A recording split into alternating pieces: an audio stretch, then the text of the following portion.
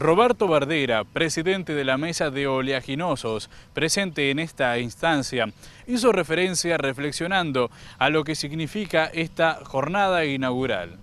Una jornada muy interesante.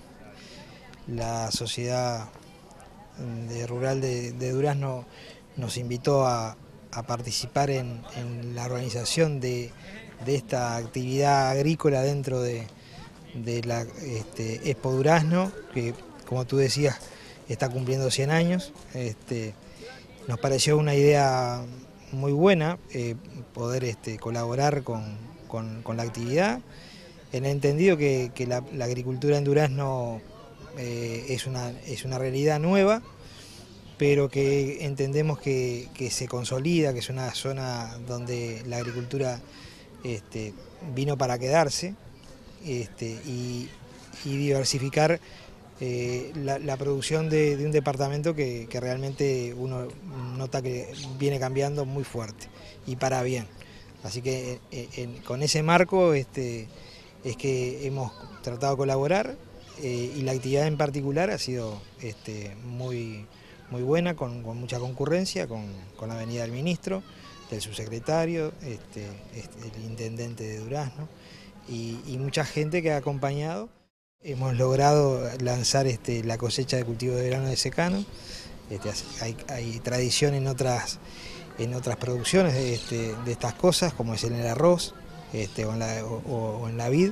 Bueno, este año en Durazno logramos que por primera vez se diera un comienzo de cosecha de cultivo de grano de secano. Y en la parte de exposiciones con dos temas que son relevantes, uno que hace aspectos de economía, de macroeconomía y sectorial, y bueno, también con el tema del recurso suelo, de los planes de uso, y posteriormente una mesa redonda con 3 productores vinculados a zonas agrícolas diferentes en el país.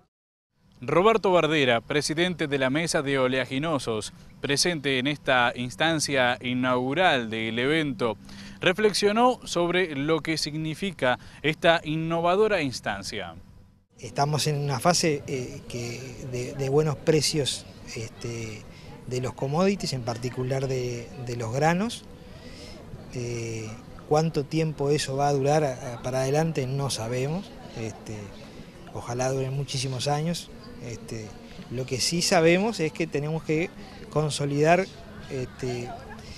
inversiones, sistemas de producción, mecanismos que nos permitan ser más competitivos y estar a resguardo de futuras oscilaciones de precio o de cambios de marco económico. Es decir, en la medida que estamos en años donde la actividad renta y hay crecimiento de la actividad, generar las capacidades en cuanto a inversión, a conocimiento, a innovación, que nos permitan quedar a resguardo de futuras oscilaciones, por ejemplo, de precios.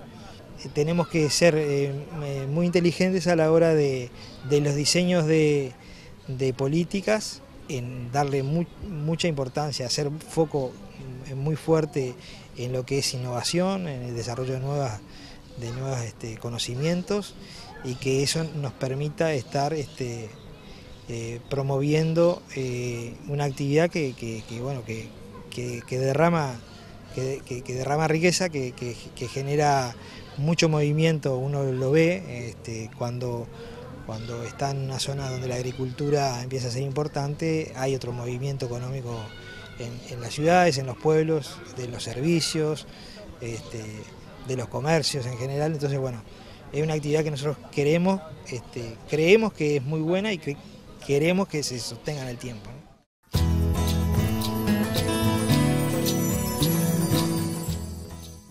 La primera tarde inaugural de lo que fue la 100ª Expo Durazno estuvo marcada por una serie de conferencias vinculadas a la agricultura.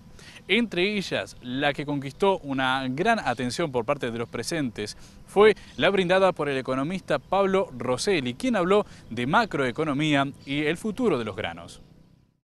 Cuando miramos el contexto externo, estamos observando un conjunto de señales de alerta para el Uruguay.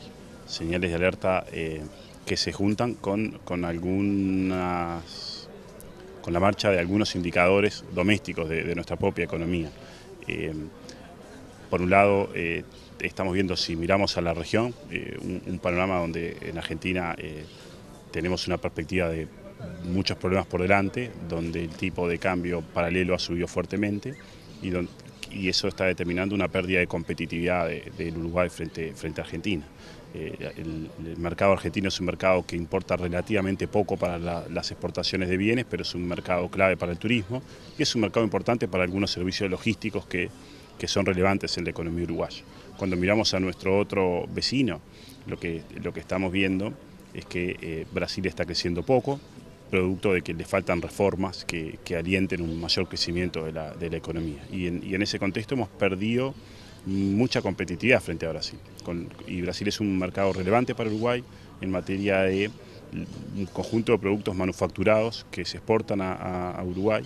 Brasil compite con Uruguay en el mercado interno con un conjunto relevante también de productos manufacturados, con lo cual nuestro país está perdiendo competitividad con nuestros dos vecinos. Nuestros dos vecinos pesan mucho menos o importan menos que en el pasado, pero siguen siendo mercados relevantes y referencias relevantes para Uruguay. Esos elementos, digamos, plantean, por lo tanto, algunas incertidumbres sobre cuál es la marcha de la economía para los próximos años. Ese contexto hace necesario que el Uruguay modere el gasto público, modere el aumento de salarios, porque es la única manera de cuidar un poco más nuestra competitividad, que está en niveles francamente bajos.